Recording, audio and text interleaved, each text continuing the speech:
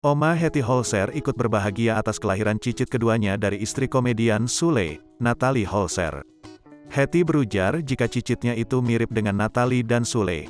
Hidungnya ada Natalie, ada sulnya juga ya sepintas.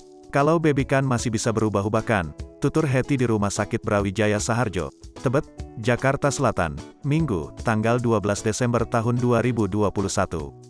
Walaupun hadir sendiri ke RS Brawijaya Saharjo, Tebet, Jakarta Selatan, keluarganya di luar negeri turut memberikan doa dan dukungan untuk buah hati Natalie Holzer dan Sule berjenis kelamin laki-laki.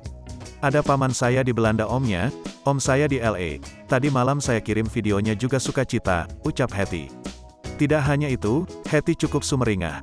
Ia menyebut jika cicit keduanya ini merupakan generasi penerus Holzer, dia pun merasa senang atas lahirnya putra pertama dari Natalie Holzer. Ini muka sukacita punya cicit, generasi Holzer, ucap Hetty.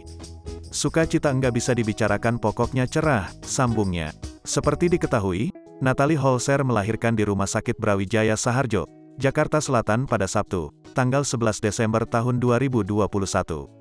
Anak pertama hasil pernikahannya dengan pelawak Entis Sutisna alias Sule itu berjenis kelamin laki-laki yang diberi nama Atzam Ardiansyah Sutisna.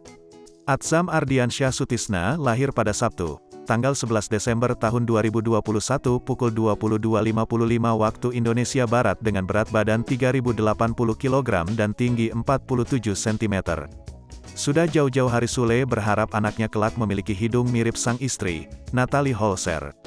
Mudah-mudahan miripnya, Sule, pas 7 bulan ya, pas lahir hidungnya mancung, kayak Natalie Holzer, kata Sule, saat live acara pagi-pagi ambiar Trans TV seperti dikutip Grid.id, Selasa, tanggal 5 Oktober tahun 2021.